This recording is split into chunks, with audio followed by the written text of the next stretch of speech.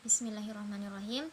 Assalamualaikum warahmatullahi wabarakatuh. Perkenalkan, saya Mufliha Hairani N dari Fakultas Farmasi Universitas Hasanuddin. Kali ini saya akan membawakan materi mengenai karbohidrat sebagai tugas akhir atau final dari mata kuliah biokimia.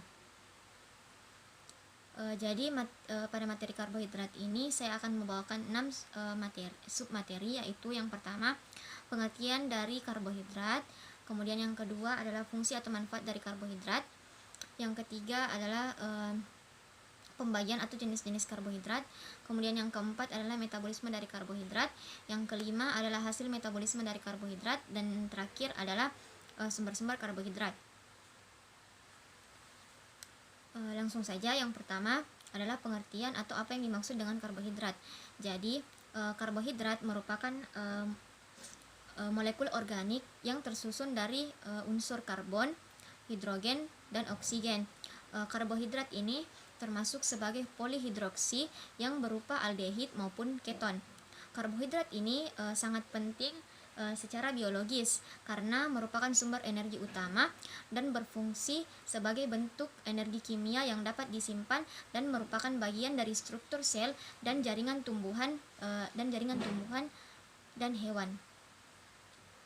Jadi karbohidrat ini memiliki struktur utama berupa CnH2ON. Langsung kita melangkah ke submateri yang kedua, yaitu fungsi atau manfaat dari karbohidrat. Jadi sebenarnya fungsi utama dari karbohidrat ini merupakan sebagai sumber energi. Namun terdapat juga beberapa fungsi lainnya, seperti sebagai pemberi rasa manis pada makanan, penghemat protein. Selain itu juga dapat membantu dalam metabolisme lemak atau lipid, dan yang terakhir adalah membantu dalam pengeluaran feses. Dan kita lanjut ke submateri yang ketiga, yaitu pembagian atau jenis-jenis dari karbohidrat. Jadi berdasarkan pustaka yang saya dapat, secara garis besar karbohidrat ini dapat dibagi menjadi dua, yaitu karbohidrat sederhana dan karbohidrat kompleks.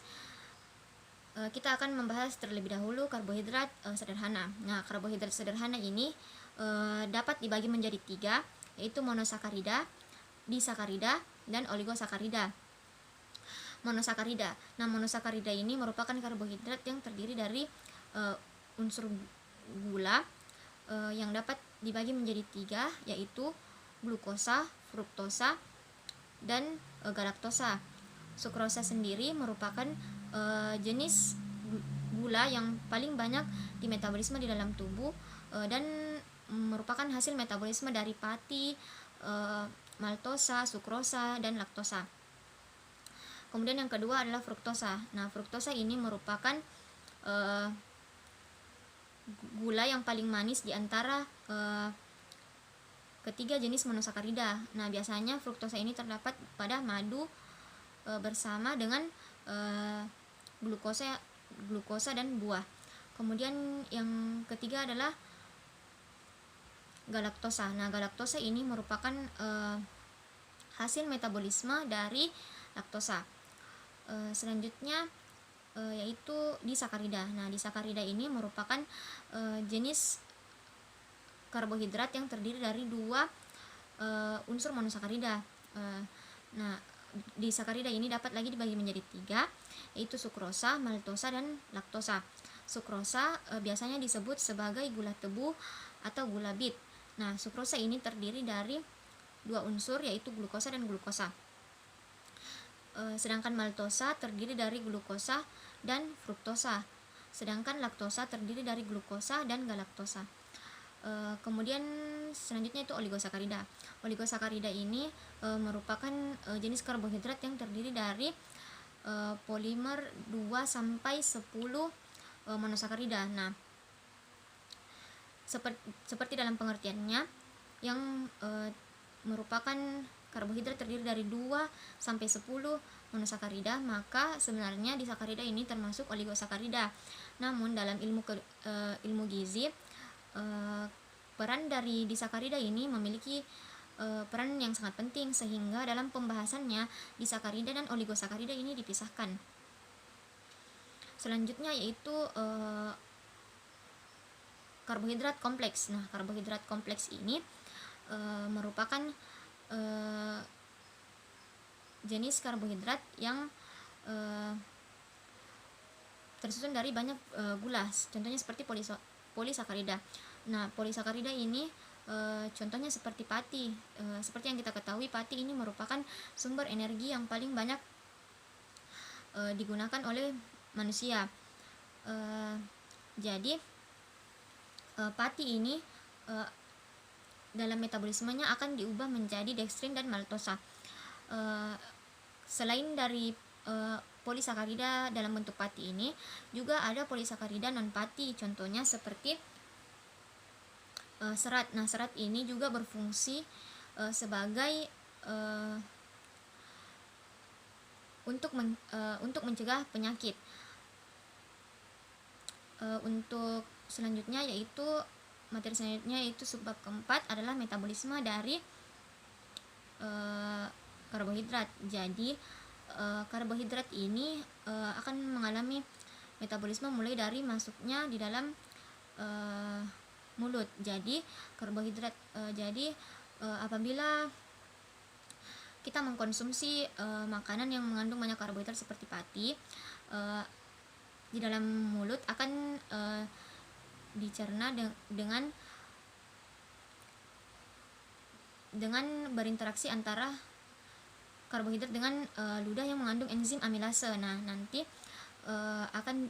pati ini akan diubah menjadi bentuk yang lebih sederhana seperti menjadi maltosa. Nah, nanti akan di dalam pencernaan akan dicerna lagi dan dipecah menjadi bentuk disakarida seperti yang saya jelaskan tadi, contohnya seperti sukrosa, maltosa, dan laktosa.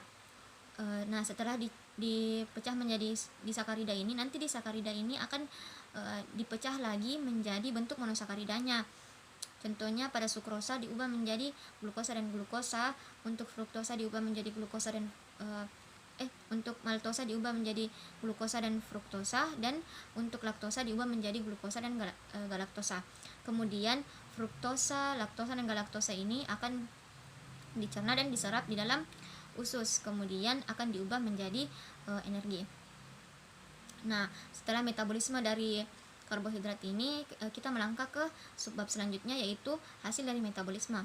Hasil dari metabolisme ini, metabolisme dari karbohidrat ini yaitu adanya energi yang dihasilkan, dan sisa dari metabolisme karbohidrat ini akan dibuang menjadi feses. Selain itu, terdapat juga hasil metabolisme berupa glikogen. Glikogen ini merupakan hasil metabolisme karbohidrat yang berasal dari hati, di mana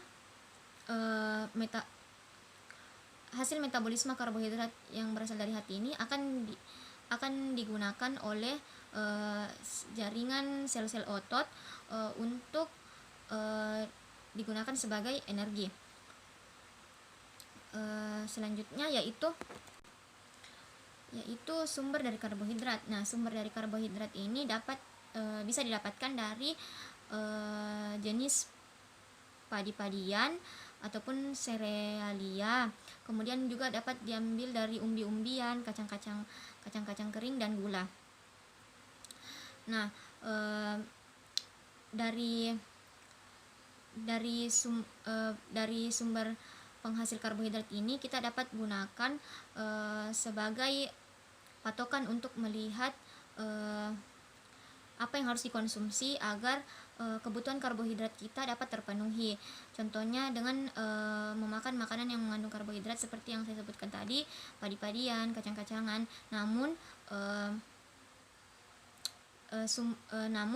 dalam mengonsumsi karbohidrat juga tidak boleh berlebihan, karena seperti yang diketahui, karbohidrat ini dapat menghasilkan gula yang Apabila dalam jumlah lebih juga akan menimbulkan masalah. Mungkin sekian yang dapat saya sampaikan, kurang dan lebihnya mohon dimaafkan. Semoga dapat bermanfaat. Sekian, wassalamualaikum warahmatullahi wabarakatuh.